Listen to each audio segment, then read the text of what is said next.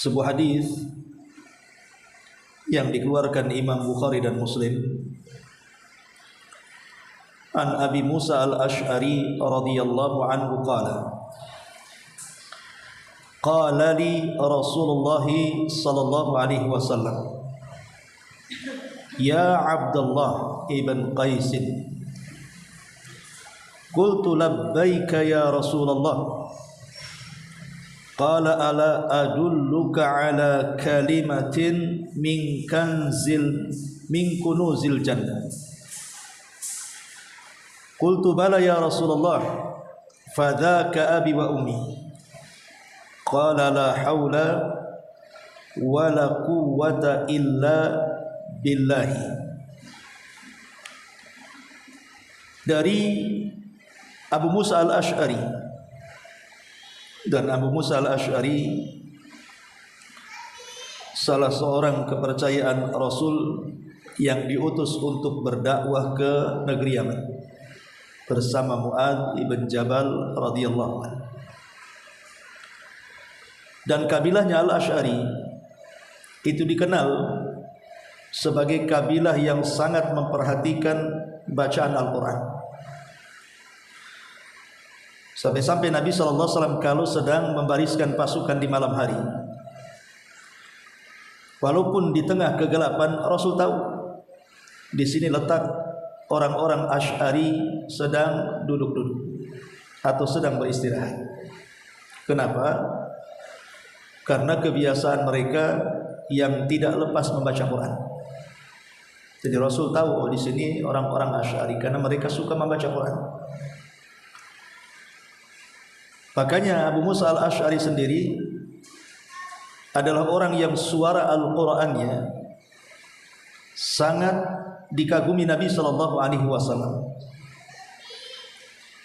Sampai satu malam Nabi SAW pernah mendengar suara Al-Quran Abu Musa al-Ash'ari, sehingga Rasul tertegun sampai mendekati subuh, menikmati senandung lagu Quran yang dilanggamkan oleh Abu Musa al-Ash'ari radhiyallahu anhu. Dan ketika dia berdakwah bersama Mu'adz ke Yaman berhasil. Padahal sebelumnya ada juga sahabat yang diutus tapi kurang berhasil. Seperti Ali radhiyallahu anhu juga pernah diutus ke Yaman, tapi sambutannya kurang. Setelah Mu'adz dan Abi Musa al-Ash'ari diutus, baru kemudian menyebarlah Islam di negeri Yaman. Nah, Abi Musa al-Ash'ari radhiyallahu anhu, beliau berkata, Rasulullah sallallahu alaihi wasallam berkata kepada, wahai Abdullah ibn Qais. Aku menjawab, aku penuhi panggilan wahai Rasul. Kemudian beliau sallallahu alaihi wasallam bertanya, maukah kamu aku tunjukkan kepada satu kalimat yang kalimat ini termasuk harta dari harta-harta simpanan surga? Jadi kalimat ini bukan kalimat biasa, tapi ini kalimat yang di dalamnya dipenuhi dengan harta benda yang disimpan di surga. Aku menjawab, tentu wahai Rasul, demi ibuku dan ayahku saya sangat senang. Maka Nabi SAW kemudian berkata, ucapkanlah la haula wa la quwata illa billah. Tidak ada daya dan kekuatan kecuali atas pertolongan Allah Azza wa Jalla. Itulah kalimat yang oleh Rasul dikatakan kanzun min kunuzil jannah, simpanan dari simpanan-simpanan surga. Kemudian riwayat yang kedua, An Qais bin Sa'd bin Ubadah anna Rasulullah sallallahu alaihi wasallam qala lahu, ala adulluka ala babin min abwabil jannati. Qultu bala ya Rasulullah, qala la haula wa la quwwata illa billahi. Diriwayatkan dari Qais ibn Sa'ad radhiyallahu anhu bahwasanya Rasulullah bersabda kepadanya, maukah kamu aku tunjukkan satu pintu dari pintu-pintu surga? Aku menjawab, tentu wahai Rasul. Maka beliau berkata, la haula wala quwata illa billah. Tidak ada daya dan kekuatan kecuali dengan pertolongan Allah Subhanahu wa taala. Hadis ini dikeluarkan oleh Imam At-Tirmidzi dan disahihkan oleh Syekh Nasiruddin Al-Albani rahimahullah taala. Baik. Ma'asyiral muslimat yang dimuliakan Allah Subhanahu wa taala. Hadis ini ingin menjelaskan kepada kita bagaimana Nabi sallallahu alaihi wasallam sangat sayang dengan para sahabat dan umatnya. Sehingga terkadang Nabi SAW memberitahu hal-hal rahasia yang tidak diketahui para sahabatnya termasuk kita sebagai umatnya. Lah di antara rahasia yang diungkapkan Nabi SAW adalah simpanan-simpanan surga. Atau dalam riwayat, pintu daripada pintu-pintu surga. Kita bisa melewati dari situ. Lah Nabi SAW mengajarkan dalam hadis ini tentang satu kalimat yang kalau kita mengucapkannya, maka kita sudah mendapatkan simpanan dari simpanan-simpanan surga, atau kita sudah mendapati satu jalan melewati pintu daripada pintu-pintu surga. Kalimat itu adalah la haula wala quwata illa billah. Lalu apa makna daripada la haula wala quwata illa billah? Tidak ada daya dan kekuatan kecuali karena pertolongan Allah Subhanahu wa taala. Pertama, kalimat la haula wala quwata illa billah. La haula, haul itu maknanya tidak ada kekuatan, tidak ada daya, lemah. Jadi kalimat la haula wala artinya la haila anil syarr wa anil khairi illa billah. Tidak mungkin kita ini terhindar dari keburukan dan juga melaksanakan kebaikan kecuali dua-duanya karena pertolongan Allah Azza wa Jalla. Jadi haula artinya hail, penghalang. Penghalang dari apa? Penghalang untuk menjauhkan diri dari keburukan, penghalang untuk melakukan kebaikan.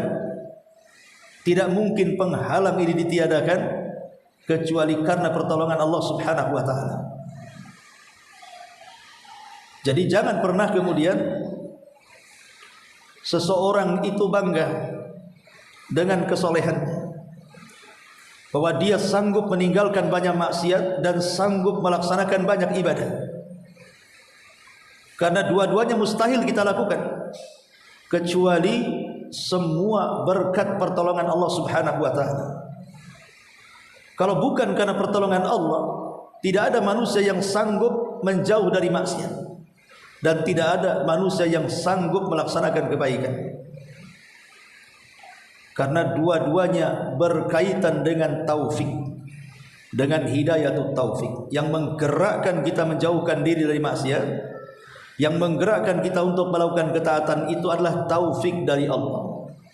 Buktinya banyak orang-orang yang tidak mendapatkan taufik dari Allah walaupun zahirnya berpenampilan ustaz, berjubah, berpeci, berjanggut, bahkan isbal dan begitu seterusnya, masih tergoda dengan maksiat.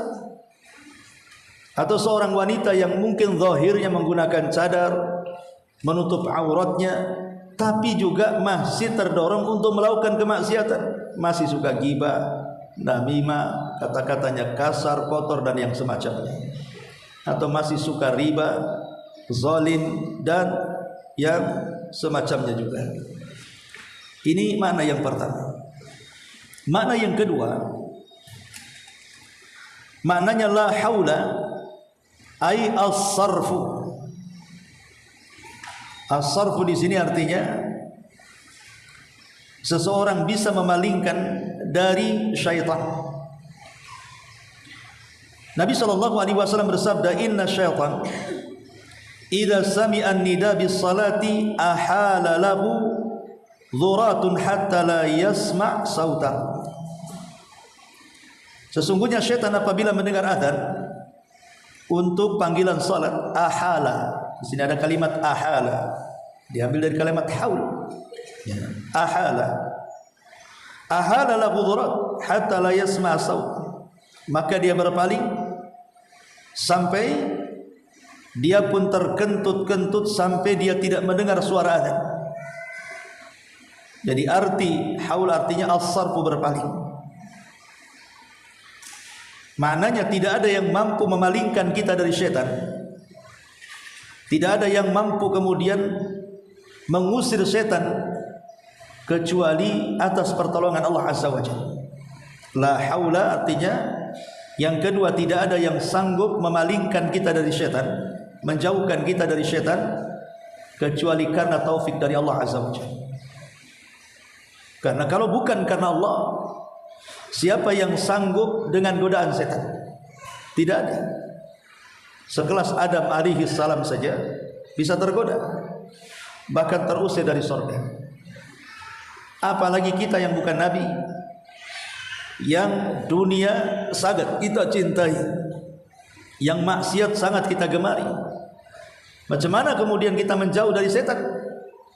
Kecuali karena Allah Subhanahu wa ta'ala yang memberikan pertolongan kepada kita. Ini makna yang kedua. Makna yang ketiga, artinya la tahawul bin halin ila hal. Tidak mungkin kita bergerak dari satu keadaan ke keadaan berikutnya kecuali karena izin Allah Subhanahu wa ta'ala. Dulu kita miskin, sekarang kaya. Dulu kita sakit, sekarang sembuh. Dulu kita bukan apa-apa, tiba-tiba mendapatkan jabatan dan kepemimpinan. Dulu kita terjerumus kepada kemaksiatan, sekarang sudah dapat hidayah. Jadi tidak ada yang merubah dari satu keadaan ke keadaan berikutnya, baik ke keadaan yang lebih baik atau ke keadaan yang tidak lebih baik. Itu semua karena izin dan taufik dari Allah Subhanahu wa ta'ala. Jadi jangan sampai kemudian kita menyombongkan diri. Memang dulu saya miskin, sekarang kaya. Wajar karena saya ini cerdas, saya sekolah tinggi, titel saya tidak seperti orang lain. Saya sudah S1, S2, doktor, bahkan profesor. Tidak. Yang merubah kehidupan Anda bukan kecerdasan. Sebab kalau seandainya itu yang diklaim, maka apa bedanya Anda dengan Qarun? Di mana Qarun mengklaim bahwa kekayaannya karena kecerdasannya. Kata Qarun, innama utituhu ala ilmin indi. Sesungguhnya kekayaan diraih ini karena kepiawaianku, kecerdasanku, kehebatanku. Karena aku yang ingin jadi kaya, karena penemuanku, dan begitu seterusnya, karena risetku, macam-macam istilahnya. Ingat bahwa yang merubah dari satu kondisi ke kondisi berikutnya hanyalah Allah Subhanahu wa ta'ala, bukan kita, bukan pula kecerdasan kita. Ini juga diantara makna la haula. Ma'asyiral muslimat yang dimuliakan Allah Azza wa Jalla, Abdullah ibn Abbas radhiyallahu anhuma, beliau mengatakan, la haula bina alal amali bit ta'ati illa billah. Tidak ada yang sanggup menggerakkan kita untuk melakukan amal ketaatan kecuali karena Allah Subhanahu wa ta'ala. Seperti yang di awal saya jelaskan, ibu bergerak dari rumah ke tempat pengajian di sini, atau datang waktu sholat bergerak ibu melaksanakan sholat, atau mungkin ada walimah, karena undangan walimah wajib, akhirnya tergerak untuk datang ke walimah, atau terpanggil untuk melaksanakan haji dan umrah. Itu semua karena izin Allah. Buktinya banyak orang kaya tidak tergerak. Banyak orang kaya tidak tergerak untuk sedekah dan zakat. Banyak orang kaya tidak tergerak untuk umrah dan haji. Banyak orang kaya yang tidak tergerak untuk membantu sesamanya. Kenapa? Karena Allah tidak berikan taufik, izin kepadanya. Dia harus terus mencari hidayah. Ma'asyiral muslimat yang dimuliakan Allah Azza wa Jalla. Kemudian juga makna la haula wala adalah la haula fi daf'i syarri wala quwwata fi tahsilil khairi illa billah. Kalau haula itu berkenaan dengan keburukan, kalau quwwata itu berkenaan dengan kebaikan. Jadi la haula, tidak ada daya, maksudnya mencegah keburukan. Wala quwwata, tidak ada kekuatan, artinya menjalankan kebaikan. Kecuali dua-duanya atas dasar taufik dari Allah Subhanahu wa taala. Jadi la haula artinya kita tidak sanggup mencegah adanya keburukan. Baik keburukan itu kita yang melakukannya atau keburukan itu orang yang melakukannya. Orang datang hasad dengan kita, menyebar penyakit mata, atau ada orang yang tukang sihir hendak menyihir kita, atau ada orang yang zalim mengutus orang untuk menyakiti kita, memukul bahkan membunuh kita, atau mengutus orang untuk menggibah kita dan begitu seterusnya. Kita tidak bisa mencegah keburukan-keburukan itu. Kalau memang Allah Subhanahu wa taala takdirkan sihir dihantar, pasti kena kita sihir. Kalau memang Allah tidak mengizinkan untuk mencegah keburukan, ada orang zalim menghantar manusia menyakiti kita, pasti kita tersakiti. Kalau ada orang yang hasad kemudian hendak menghantar penyakit ain, pasti kita terkena sihir ain. Tetapi semua kita bisa cegah. Keburukan tidak akan sampai kepada kita atas pertolongan Allah Subhanahu wa taala. Maka libatkan Allah dalam mencegah keburukan, itu maknanya la haula. La haula. Wala quwwata, ini maknanya kebaikan. Maksudnya tidak ada kekuatan yang mendorong kita untuk salat, puasa, zakat, hadir di majelis ilmu, berzikir, baca Quran, silaturahim, apapun kebaikannya sebutkan. Kecuali yang mendorong itu semua adalah taufik dan pertolongan Allah Azza wa Jalla. Makanya kalau seandainya seseorang ibu terkena ancam orang akan kusihir engkau, maka perbanyak kalimat la haula wala quwwata illa billah. Ada orang yang mengancam, awas saja, saya akan kirim orang seobrak-abrik rumahmu, saya akan buat kau lumpuh, perbaca la haula wala quwwata illa billah. Pokoknya ancaman-ancaman dari luar yang hendak mengancam fisik dan jiwa dan harta serta keluarga kita, kalau memang sudah nampak ada ancaman, perbanyak kalimat ini, gitu maksudnya. Karena memang tidak ada yang bisa mencegah itu semua kecuali Allah Subhanahu wa taala. Atau mungkin karena kita malas, ibu malas ibadah, malas sekali ibadah ini. Kenapa coba malas ibadah? Karena taufik lagi lemah. Makanya untuk mendorong kekuatan supaya kita lebih giat beribadah, berbanyak kalimat ini. La haula wala quwwata illa billah. Ma'asyiral muslimat yang dimuliakan Allah Subhanahu wa taala.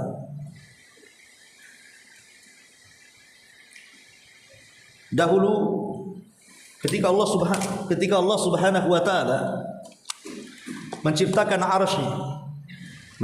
arasy-Nya, kita tahu bahwa arasy ini adalah makhluk yang paling besar dan yang pertama kali Allah ciptakan. Besaran arasy ini ibaratnya cincin di tengah padang pasir. Cincin itu kursinya, cincin itu langitnya, cincin itu buminya, cincin itu galaksinya. Lah, padang pasir itu arasy-Nya. Artinya bandingannya seperti itu. Karena itu makhluk Allah yang paling besar. Dia merupakan kubah dari alam semesta. Lah ketika Allah Subhanahu wa taala menciptakan arsy, Allah juga menciptakan 8 para malaikat yang akan memikul arsy. Kemudian Allah Subhanahu wa taala mengatakan kepada 8 malaikat ini, wa yahmiluna arsya rabbika fawqahum yawma idzin tsamaniyah. Dan yang memikul arsy Allah pada hari itu 8 para malaikat, kata Allah. Lah 8 malaikat ini saat diperintah oleh Allah Subhanahu wa taala pikul arsy, malaikat melihat begitu besar arsy-nya, langsung ciut dan mengatakan, ya Rabb, ini makhluk sebesar ini, macam mana kami akan kuat memikulnya? Jadi mereka sudah pesimis dulu, sudah nggak kuat, tidak mungkin kami pikul walaupun kita 8 malaikat. Tapi Allah Subhanahu wa taala mengatakan kalian bisa memikulnya. Cukup mengucapkan la haula wala quwwata illa billah. Maka 8 para malaikat ini mengucapkan kalimat itu, tiba-tiba datang kekuatan. Sejak itu sampai hari ini, bahkan sampai kiamat, malaikat ini sampai hari ini tetap memikul arsy Allah Subhanahu wa taala. Artinya kalimat ini bisa menguatkan yang lemah. Makanya ibu kalau lagi sakit, perbanyak kalimat ini. Atau ibu nasihati orang yang sakit, datang ke rumah sakit, nampak saudara, karib kerabat sedang tergeletak di rumah sakit, sakit, terbaring di kursi roda dan yang semacamnya.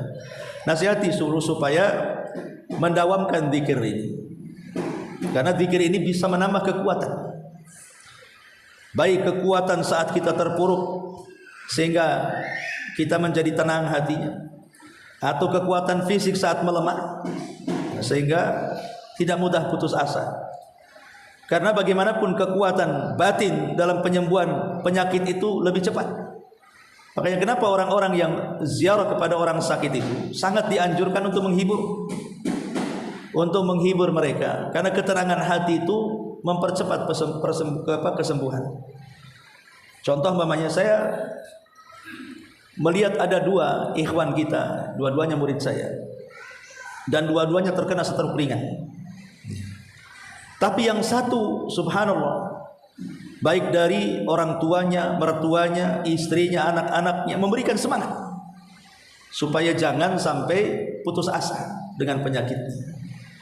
Seiring berlakunya waktu, dengan olahraga, dengan rajin meminum herbal dan yang semacamnya, alhamdulillah, saya lihat sekarang sudah hampir 70% kesembuhan.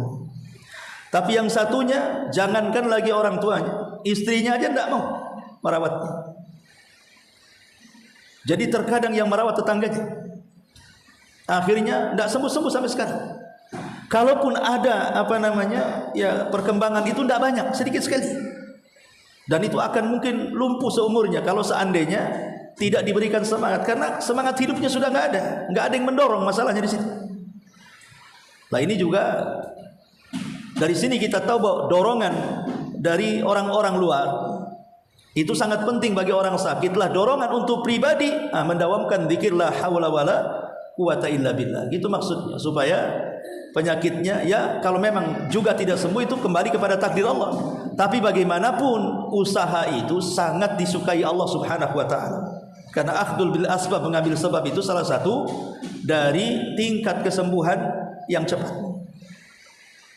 Dan kalimat la haula wala ini bisa meneguhkan hati yang rapuh. Yang tadi sudah putus asa, udahlah, sudah banyak yang direpotkan, akhirnya berpikir mati lebih baik. Itu kan lemah namanya ya. Tapi dengan memperbanyak zikir la haula wala quwata illa billah, insyaallah dengan penuh keyakinan, maka hati kita akan bangkit. Sekalipun tidak sembuh, dia tidak akan berpikir bahwa bukan berarti dia sakit terhalang dari masuk surga. Sakit juga banyak jalan menuju surga. Minimalnya dengan kuat hati ibadah tidak terputus. Karena kebanyakan orang sakit itu biasanya lemah untuk ibadah dan dekat dengan keputusasaan. Kenapa? Karena setan lebih dekat dibandingkan para malaikat. Makanya setan itu kesempatan yang luar biasa ketika menggoda Bani Adam dan mudah ditundukkan itu ketika kita sakit. Karena sakit itu mudah putus asa, rapuh. Kadang-kadang kemudian sudahlah, dukun-dukun yang penting sembuh. Seperti itulah ya. Ma'asyiral muslimat yang dimuliakan Allah Azza wa Jalla. Bicara tentang kalimat la haula wala quwata illa billah, ada beberapa tempat yang sangat dianjurkan untuk membaca kalimat ini. Pertama, asnaul adzan wal iqamah, saat mendengar kumandang adzan dan qomat. Terutama saat muadzin mengumandangkan hayya 'alas shalah, hayya 'alal falah, maka kita sebagai pendengar mengucapkan la haula wala quwata illa billah. Karena Rasul mengatakan, idza adzanal muadzin, apabila seorang muadzin mengumandangkan adzan, maka ikutilah suara muadzin. Kalau muadzin mengatakan Allahu Akbar, kita katakan Allahu Akbar. Kalau muadzin mengatakan asyhadu an la ilaha illallah, kita katakan asyhadu an la ilaha illallah. Kalau muadzin mengatakan asyhadu anna Muhammadar Rasul, kita katakan asyhadu anna Muhammadar Rasul, kecuali hayya 'alas shalah dan hayya 'alal falah. Jangan diikuti lafadznya, tapi katakan la haula wala quwata illa billah. Kenapa? Karena hayya 'alas shalah, mari kita salat. Siapa yang menggerakkan kita salat? Kan ini panggilan untuk salat nih masalahnya. Hayya 'alas shalah, mari kita salat. Tidak ada yang bisa menggerakkan untuk sholat kecuali Allah. Makanya kita dituntut mengucapkan kalimat ini supaya jiwa kita kuat dan bangkit akhirnya melaksanakan sholat. Karena tidak mungkin kita melaksanakan sholat kecuali taufik dari Allah. Hayya alal falah, mari kita menang, sukses dalam ibadah. Siapa yang bisa menyukseskan dalam ibadah, menang dalam ibadah melawan setan? Allah subhanahu wa ta'ala. Makanya dua kalimat ini, hayya alal salah dan hayya alal falah, kita disuruh membaca la haula wala quwata illa billah, supaya kita bangkit dari kelemahan menjadi kekuatan dan bergerak untuk melaksanakan sholat. Ini yang pertama. Yang kedua, duburu kulli salatin. Duburu kulli salatin. Setiap selesai melaksanakan sholat wajib. Dijelaskan dari hadis Abi Zubair, kana Ibnu Zubair yaqul fi duburi kulli salatin hina yusallim. Adalah Ibnu Zubair mengatakan di akhir salat sebelum dia hina yusallim, ketika dia salam, sebelum salam, artinya dibaca sebelum salam, la ilaha illallah wahdahu la syarikalah. Ada yang mengartikan setelah salam, ada yang mengatakan sebelum salam ya. Kalimat dubur itu artinya sebelum atau setelah salam. La ilaha illallah wahdahu la syarikalah, lahul mulku wa lahul hamdu wa huwa ala kulli syai'in qadir, la haula wala quwata illa billah. Jadi kita dituntut membaca ini, dan yang kuat wallahu alam setelah salam. Jadi bagian daripada wirid atau zikir setelah salat. Kenapa kita dituntut membaca kalimat la haula wala quwata illa billah setelah salat? Supaya kita berhasil dalam salat kita, diterima oleh Allah Subhanahu wa taala dengan salat kita. Karena tidak mungkin salat diterima kecuali karena taufik dari Allah Subhanahu wa taala. Kemudian yang nomor 3, indal khuruji minal manzil. Ketika keluar dari rumah, jadikan doa kalimat la haula wala ini saat keluar dari rumah. Anas bin Malik radhiyallahu anhu meriwayatkan sebuah hadis. Nabi mengatakan, idza kharaja ar-rajulu min baitihi faqala bismillah tawakkaltu 'ala Allah la haula wala quwata illa billah.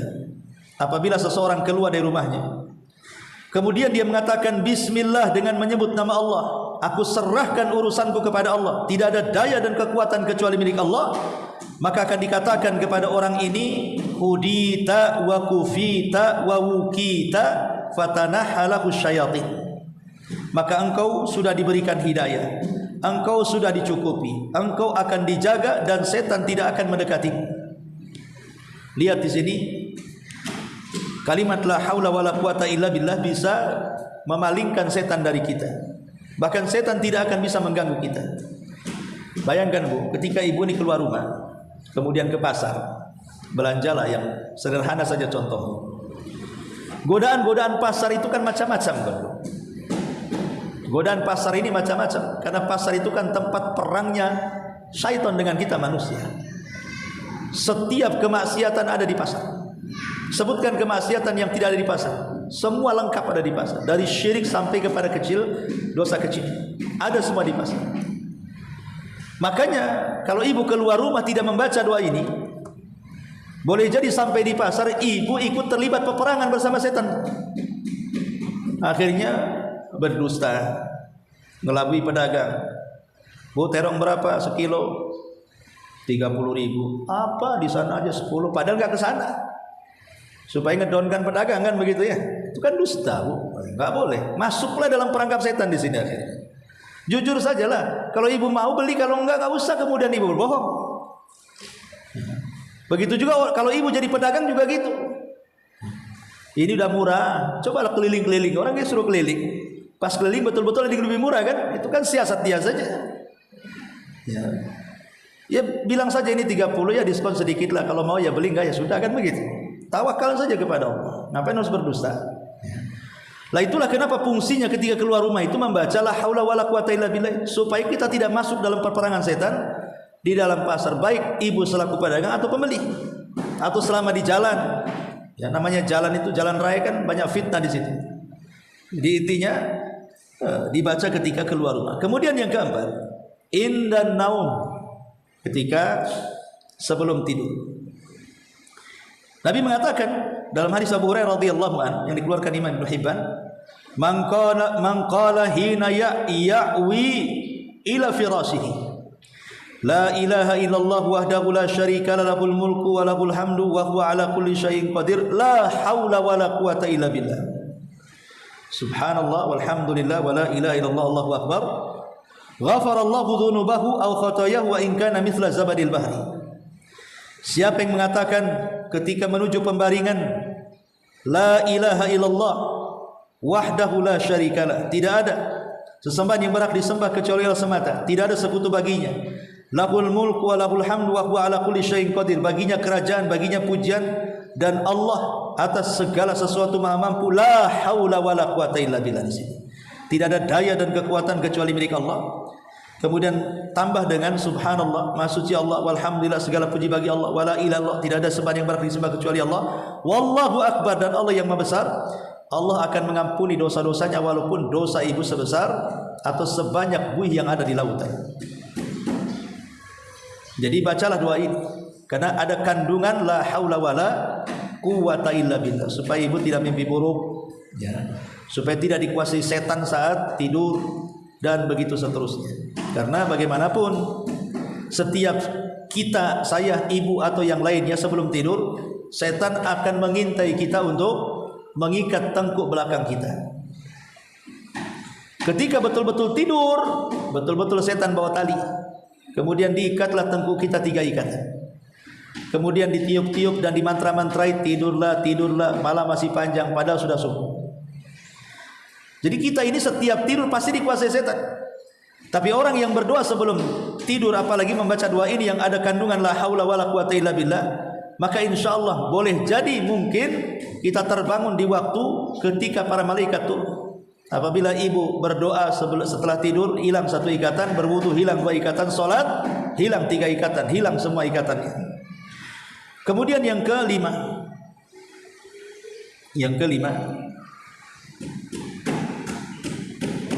annaha du'a'u amin fihi ta'zim wa tafwid lillah. Kalimat ini adalah doa umum. Ibu bisa baca kapan saja dan di mana saja. Terutama ibu sedang mengalami kesulitan, sedang mengalami musibah, sedang berjalan safar, maka dawamkan kalimat la haula wala quwata illa billah supaya kita kuat. Kemudian yang nomor 6,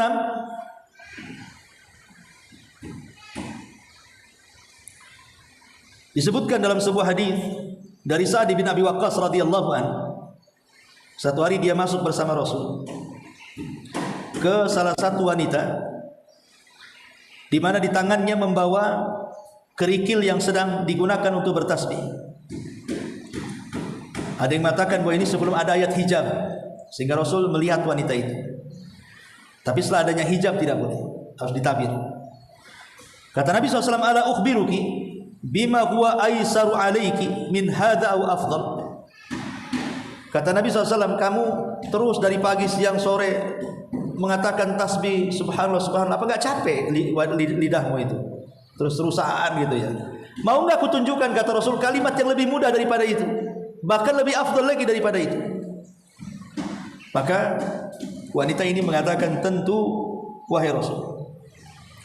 Maka Nabi SAW kemudian mengatakan, subhanallah adada ma khalaq, subhanallah adada ma khalaqa fis sama, wa subhanallah adada ma khalaqa fil ardi, wa subhanallah adada ma baina dhalik, wa subhanallah adada ma huwa khaliq, wallahu akbar misla dhalik, walhamdulillah misla dhalik, wa la ilaha illallah misla dhalik, wa la hawla wa la quwwata illa billahi misla dhalik.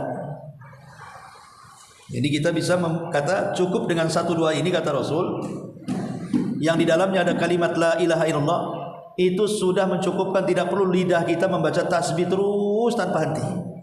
Baca satu kali sudah mencukupi semuanya. Itu maksudnya. Dan ini keagungan kalimat la haula wala quwata illa billahi. Kemudian juga kalimat la haula wala juga bisa menggantikan Fatihah. bagi orang yang sholat dan tidak hafal Fatihah. Namanya mu'alaf nih, ada mu'alaf baru masuk Islam, ya. Kan susah mau diajari Fatihah, kan lambat, apalagi Fatihah ini kan 7 surat, 7 ayat, kan susah gitu ya, hafalnya lama. Tapi kalau la haula wala quwata illa billah kan hafalnya kan sebentar saja, maka bisa digantikan untuk orang yang tidak mampu membaca Fatihah karena baru masuk Islam, maka bisa digantikan dengan kalimat ini dalam sholatnya. Nah, ini juga di antara tempat-tempat di mana kita tahu kapan kalimat ini dibaca. Adapun keistimewaan dari kalimat ini, pertama, sebagaimana hadis ini, bahwa kalimat la ilaha illallah adalah kanzun min kunuzil jannah. Dia adalah harta simpanan dari simpanan-simpanan surga. Yang kedua, bahwa orang yang membacanya, maka dia akan dihadiahi satu pohon di surga. Satu pohon di surga. Ibu baca la haula wala quwata illa billah, Allah tanam satu pohon di surga. 100 baca la ilaha illallah, 100 pohon Allah subhanahu wa ta'ala tanam di surga. Kemudian yang ketiga, annaha babun min abwabil jannah. Dia adalah pintu daripada pintu-pintu surga. Maknanya bisa saja ketika kita memperbanyak kalimat ini, justru kalimat inilah yang menjadikan kita dimasukkan ke dalam surga. Ini yang ketiga. Yang keempat, annaha tukaffiru dzambu qailiha. Kalimat ini bisa menghapuskan doa yang mengucapkannya. Doa yang mengucapkannya bisa terhapuskan dengan kalimat ini. Dan ada kesalahan dalam penggunaan kalimat ini. Terkadang kalau ada orang kena musibah, banyak kematian, ya, mendahulukan kalimat ini. Bukan, yang didahulukan kalimat kalau terkena musibah adalah istirja, inna lillahi wa inna ilaihi raji'un. Ibu umpamanya yang qadarullah jatuh, motornya jatuh umpamanya kan, jangan baca la haula wala quwata illa billah, tapi inna lillahi wa inna ilaihi raji'un. Ada mendengar kemalangan saudara kita atau kematian kerabat kita, janganlah haula wala quwata illa billah, inna lillahi wa inna ilaihi raji'un. Wallahu alam. Ini di antara keterangan dari harta simpanan surga. Baik, sampai di sini. Kalau ada yang bertanya silakan.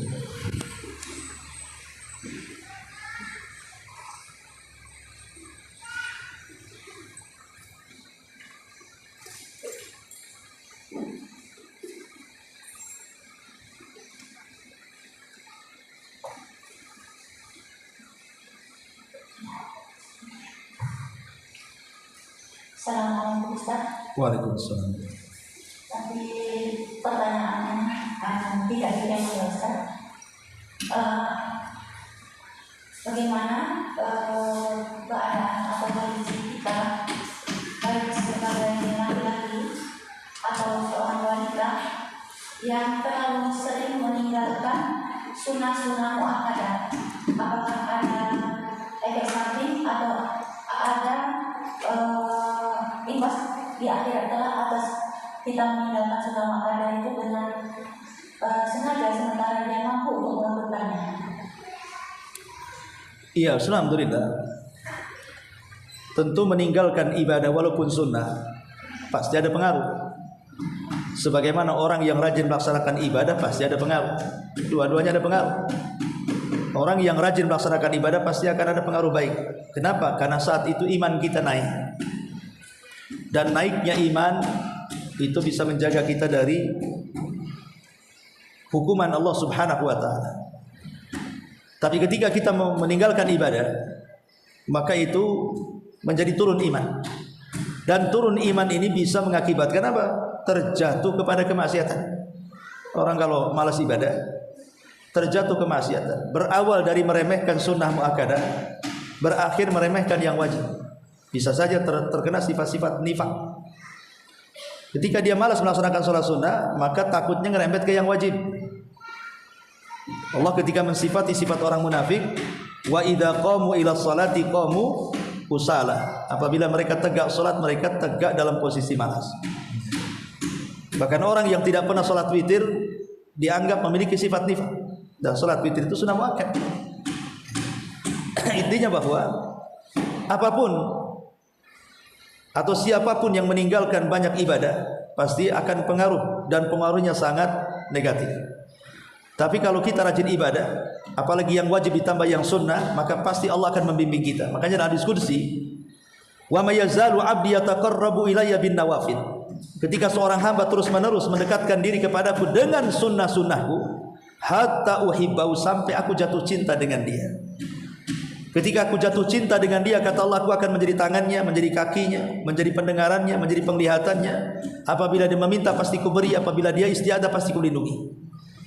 Jadi dari hadis ini saja kita tahu bahwa menjadi wali-wali Allah itu adalah dengan cara bukan hanya menjaga yang wajib tapi juga yang sunnah. Tapi kalau kita mulai meninggalkan yang sunnah, maka akan jauh dari wali-wali Allah Subhanahu wa ta'ala. Wallahu a'lam.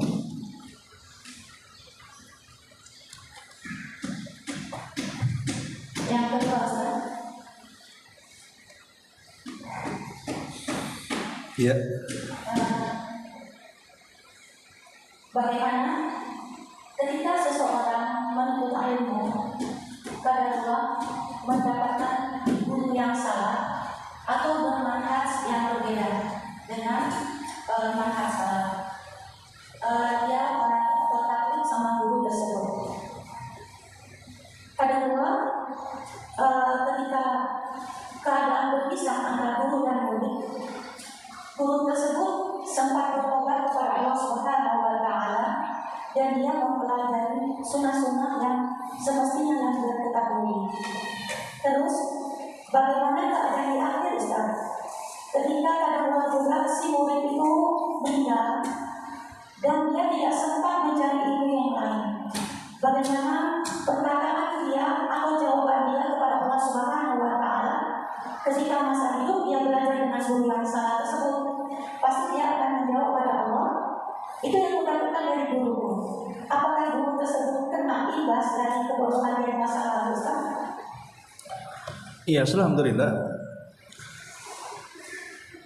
Rasul mengatakan, kullukum ra'in wa kullukum mas'ul an ra'iyati.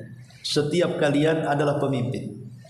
Baik itu ustadz memimpin santri-santrinya, baik kepala rumah tangga memimpin keluarganya, baik seorang ibu memimpin anak-anaknya, dan begitu seterusnya. Semua kita ini pemimpin.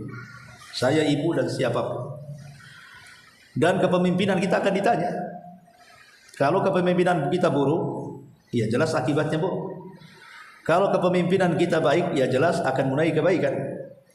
Kalau dulu kita sempat tersesat, kemudian kita berusaha untuk menyebarkan kesesatan dan akhirnya tobat, maka kita harus berusaha untuk bertobat, mengiklankan kepada orang bahwa saya sudah bertobat. Saya ingat satu orang di Batam ini, udah masih hidup udah meninggal, udah tua, dan dia orang-orang yang awal-awal dulu belajar kepada saya. Dulunya dia mantan seorang guru yang muridnya cukup banyak. Ya, saya tidak disebutkan alirannya. Jadi lambat laun setelah dia dengar kajian saya waktu itu, akhirnya terus ngikutin. Lama-lama dia menjauhkan ajaran-ajarannya itu. Kemudian betul-betul dia kenal sunnah dan hijrah. Jadi saking ingin tobatnya, jadi dia bertanya, bagaimana tobatnya Ustaz? Ya, saya jelaskan bagaimana seperti Abu Musa al-Asy'ari, Abul Hasan al-Asy'ari, Abul Hasan al-Asy'ari rahimahullahu taala. Bagaimana beliau ketika bertobat, beliau membuka jubah Mu'tazilahnya, kemudian mengumumkan kepada orang supaya murid-muridnya tidak mengikuti ajaran dia. Jadi murid saya ini walaupun sudah tua gitu ya, usianya jauh lah dibanding saya. Jadi berusaha dia mencari murid. Kebetulan murid-muridnya ada yang dari Singapura, dari Malaysia. Dia berusaha menjelaskan kondisi dia. Ya, ada yang dari murid-muridnya akhirnya ikut gurunya, ada juga yang kemudian mencemooh dan mengatakan justru ajaran gurunya yang lama lebih benar dibandingkan ajaran yang baru. Tapi kan setidaknya sudah memberitahu supaya jangan keseret, itu maksudnya kan. Sudah keseret. Tapi kalau seandainya kita ada tujuan baik untuk memberitahu, tapi qadarullah kemudian dia sudah meninggal, maka insya Allah tujuan baik kita, kalau kita bertobat kepada Allah, nanti Allah juga akan membuat pembelaan dengan kita. Pasti itu. Asal kita ada niat untuk betul-betul merubah apa yang sudah pernah kita lakukan. Karena tobat tidak mungkin sia-sia. Tobat itu pasti ada manfaatnya di dunia dan akhirat. Kalau betul-betul dia bertobat dan sudah berusaha, tapi orang yang sudah meninggal macam mana? Contoh mamanya, kita utang. Waktu jahiliyah tidak mau bayar utang. Setelah ngaji baru ingat, aku ini punya utang. Rupanya orangnya sudah hilang, bahkan sudah meninggal pula orangnya.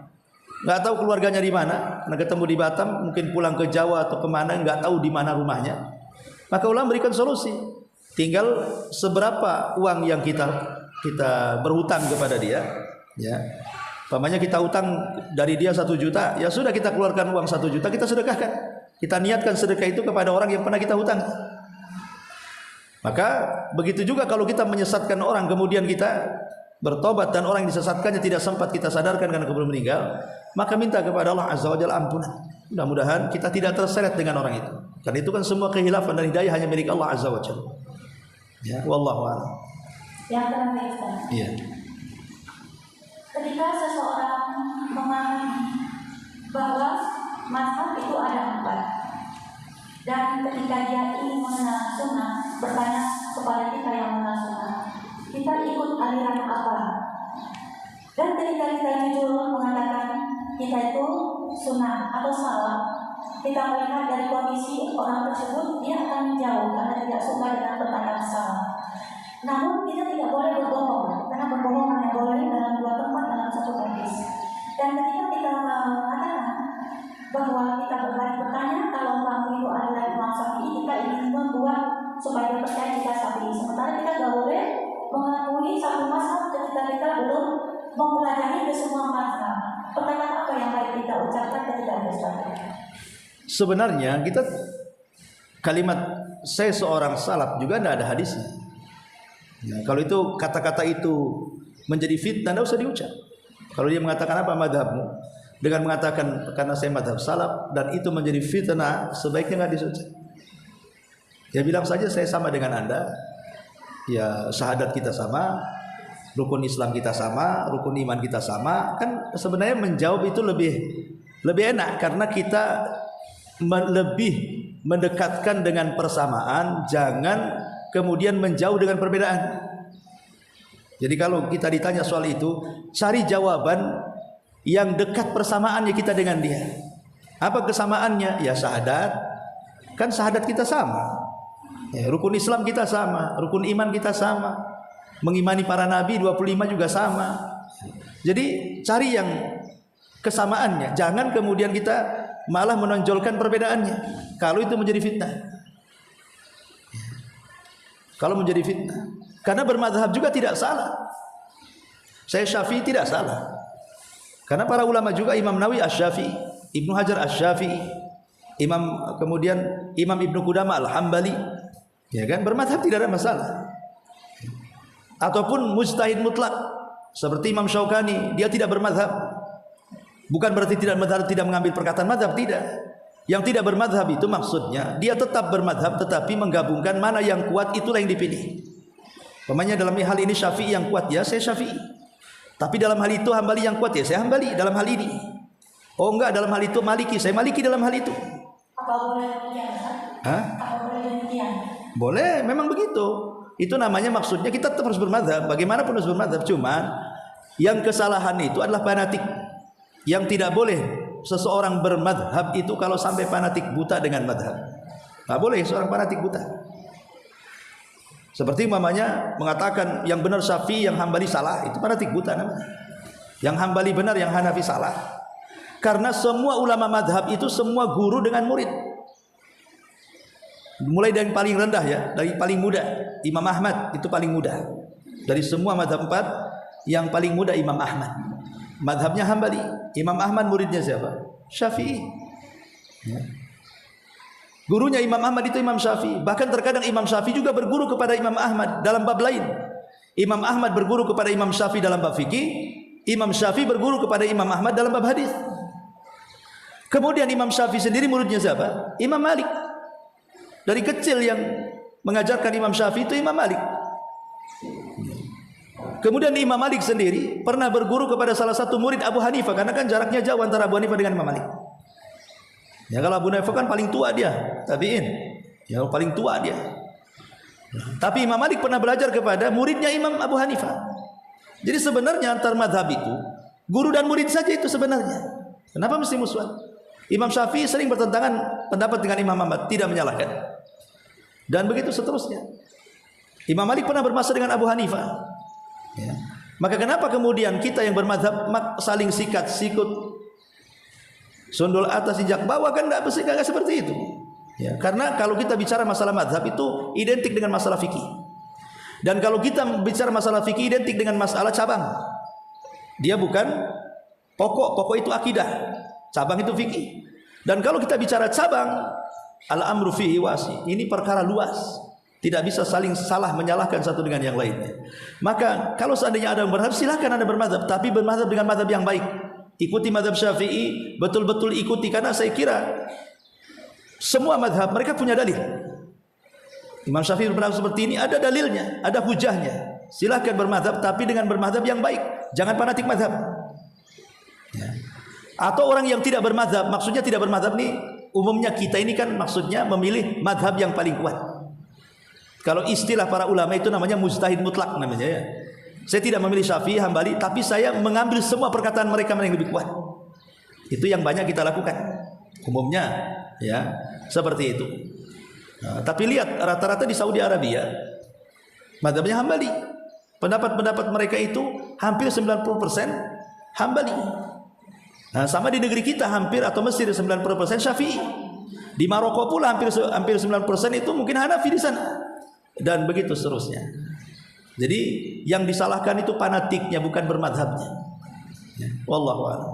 Apa Ustaz? Ya. Mengenal dari jawaban Ustaz tadi, Ya. ada satu yang berada dalam pemikiran anak. Ketika kita boleh berarti mengambil mana yang kuat dari 4 mazhab tersebut ya Ustaz. Yang umumnya kita lihat sekarang rata-rata di Indonesia ini mengambil mazhab Syafi'i. Namun ketika dia terjadi meninggal, pengiriman doa yaitu Al-Fatihah, itu kan di antara 4 mazhab mereka memang kalau nggak salah kali Ustaz yang boleh mengirimkan Al-Fatihah. Terus mereka boleh nggak Ustaz ketika yang meninggal membacakan Al-Fatihah, karena dia berdalil bahwa ketika itu boleh antara masa kita ambil, kita pakai itu. Apa begitu Ustaz? Ya tidak, kalau kita sih mengambil yang kuat, tidak semua. Enggak, yang anaknya bukan kita, biasa umumnya orang yang. Ya kalau itu kembali kepada orang yang melakukannya, jangan tanya ke saya. Oh, gitu. Lah iya, kenapa Anda mazhab Syafi'i kok fanatik Syafi'i kok dalam hal ini mengambil pendapat yang lain? Nah itu tanya kepada pelakunya. Ya, tapi apakah kemudian dalam pandangan saya apakah boleh? Boleh, tidak ada masalah. Mana yang kuat menurut dia? Karena kalau masalah fikih tidak bisa kita salah-salahkan. Ada orang azan 2 kali Jumat, ada azan 1 kali, ya kan? Ada yang as-salatu khairum minan naum di salat subuh, ada salatu khairum minan naum di azan pertama sebelum subuh. Ya. Jadi gimana? Ada yang menggerak-gerakkan jari, ada yang tidak. Ada yang mengusap ketika doa, ada yang tidak. Ada yang ketika sholat sedekap, ada yang tidak, kan gitu. Ini kan masalah-masalah khilafiyah, masalah-masalah fikih. Kalau masih urusan cabang, itu makanya saya katakan tadi, kalau masih urusan cabang nggak usah diperbesar. Tapi kalau sudah urusannya pokok, masalah akidah, masalah tauhid, itu pokok namanya. Jangan main-main. Karena antara kufur dan iman. Ya. Tapi kalau masalah cabang ini masalah perselisihan. Tidak bisa dikeluarkan dari Islam. Tidak bisa dikeluarkan dari ahli sunnah wal jamaah. Itu hanya perselisihan saja. Lah kesalahan, kenapa banyak permusuhan itu? Ya tadi berawal dari fanatik, akhirnya menyalahkan. Karena dahulu fanatik mazhab ini sampai perang, sampai terjadi bunuh-bunuhan. Bahkan mengharamkan, tidak boleh wanita Syafi'i nikah dengan laki-laki Hambali. Sampai seperti itu dulu. Sampai terjadi peperangan gara-gara beda mazhab. Sampai berani memalsukan hadis untuk membela mazhabnya. Karena dahulu ada seorang Hanafi berdebat dengan seorang Syafi'i, kalah si Hanafi ini yang ikut mazhab Abu Hanifah. Akhirnya mengolok-olok siapa? Mazhab Syafi'i, dan mengatakan, aku mendengar Nabi SAW mengatakan akan datang di akhir zaman seorang laki-laki yang namanya Muhammad ibn Idris, dia lebih kejam dibandingkan iblis. Muhammad ibn Idris itu Imam Syafi'i. Masa kemudian dikatakan lebih kejam daripada iblis? Ya kan? Akhirnya dalam mazhab Syafi'i juga mereka membela diri, membuat juga hadis palsu. Kemudian menentang siapa? Mazhab Hanafi, mengolok-olok mazhab Hanafi. Begitu juga Hambali. Bahkan sampai ada yang mengatakan Rasul bersabda fawasiyati li ummati an yatahambalu. Ada wasiat dari Nabi agar kalian bermazhab Hambali. Yang bermazhab Maliki enggak terima juga, buat hadis palsu juga. Laula Malik lakana dinu halik. Kalau enggak ada Imam Malik hancur agama ini. Nah, ini akhirnya apa? Masing-masing membela agamanya, membela mazhabnya kan, bukan membela Islam, tapi membela mazhab. Itulah karena fanatik. Akhirnya rela bermusuhan. Lah, fanatik ini dilarang dalam Islam. Boleh kita bermazhab, jangan fanatik. Dan kita tidak boleh menyalahkan orang yang bermazhab. Wallahu a'lam. Ya enggak apa-apa, banyak pendapat. Iya. Terima kasih mengganggu Ustaz. Iya. Di antara imam yang empat, mereka berkata, jika ada keraguan atau tidak ada sunnah dariku, maka ambil kepada sunnah Rasulullah SAW. Sepanjang yang anak pribadi orang-orang yang lain Ustaz, belum pernah mendapatkan satu hadis mengatakan boleh mengirimkan Al-Fatihah. Sementara dari imam yang empat itu, dia membawakan hadis membolehkan mengirimkan Al-Fatihah. Itu maksudnya dari mana? Sebenarnya gini harus dipahami. Pertanyaannya bukan masalah Al-Fatihah atau di luar Al-Fatihah. Pokok masalahnya, boleh nggak mengirim bacaan Quran kepada orang mati? Bukan terkhusus Al-Fatihah. Bukan khusus ya. Ya, pembahasannya. Fatihah itu kan salah satu surat dan juga ayat bagian daripada Quran. Pertanyaannya, boleh nggak seseorang itu mengirim pahala lewat bacaan, entah Fatihah, entah Yasin, entah surat-surat yang lainnya? Begitu pertanyaannya, bukan dihususkan kepada Fatihah.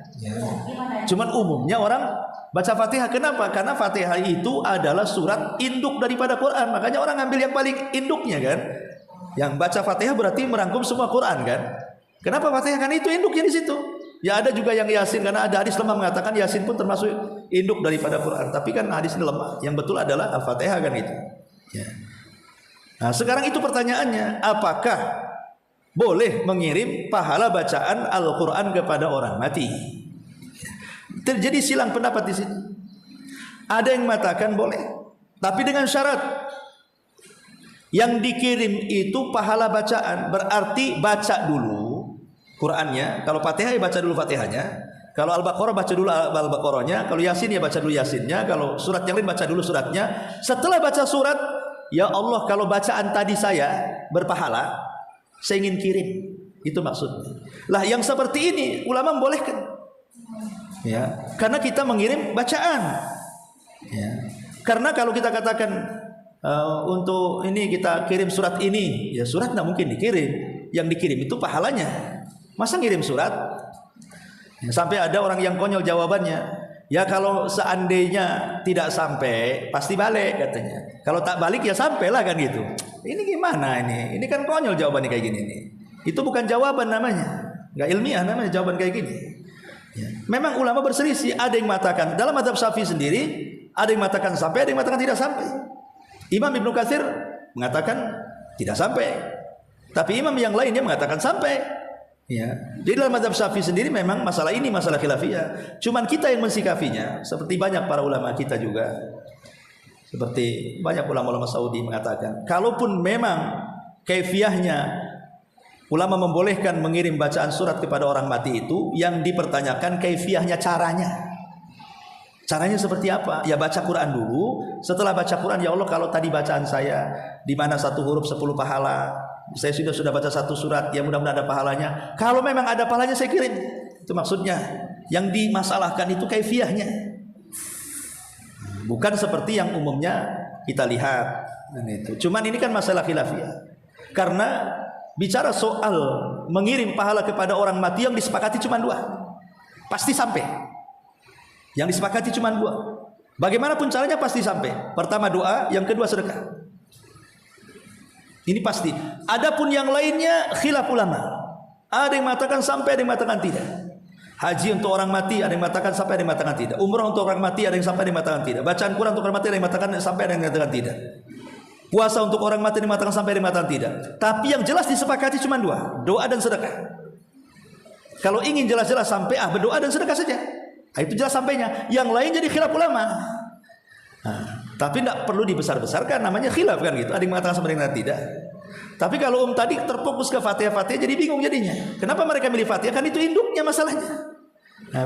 Persoalannya bukan di Fatihahnya, tapi apakah bacaan Quran itu kalau kita sampaikan ke orang mati sampai? Itu maksudnya. Bisa dipahami maksudnya. Oke. Itu berarti bebas Ustaz, apa ada terkait dengan hadis terputus ketika seorang meninggal? Makanya itu ada khilafnya di situ. Khilafnya di situ. Adapun pamannya, kenapa orang pamannya baca Fatihah dikatakan hujahnya dikatakan sampai? Karena kias kepada doa, kias kepada sedekah, ya kan? Makanya jadi khilaf di situ, ada yang mata sampai atau tidak. Ya itu kan tergantung nanti ketika penelitian dalil. Kalau kuat sampai ya sudah lakukan. Kalau yang kuat tak sampai tak perlu dilakukan, kan begitu saja selesai. Dan itu kembali kepada keyakinan masing-masing dan guru masing-masing menjelaskannya. Cuman kalau saya menekankan yang jelas-jelas saja sampainya, gitu maksudnya. Kalau kita mau ngirim pahala sama orang mati, yang jelas-jelas sampainya saja. Doa, sedekah. Cari orang yatim, sedekahkan ini untuk ibu saya meninggal. Cari pesantren, ini saya sedekah untuk ibu saya meninggal. Cari masjid kayak gini nih, masih perlu lagi nih masjid untuk ibu saya. Jelas itu. Ya. Atau berdoa habis sholat atau sepertiga malam. Ya kita berdoa, ya Allah, ampunilah dosa orang tua saya dan begitu seterusnya. Itu yang jelas-jelas. Yang lain itu menjadi perselisihan ulama. Wallahu wa ya. Subhanaka wa bihamdika asyhadu an la ilaha illa anta astaghfiruka wa atubu ilaik. Allahu ta'ala alam. Assalamualaikum warahmatullahi wabarakatuh.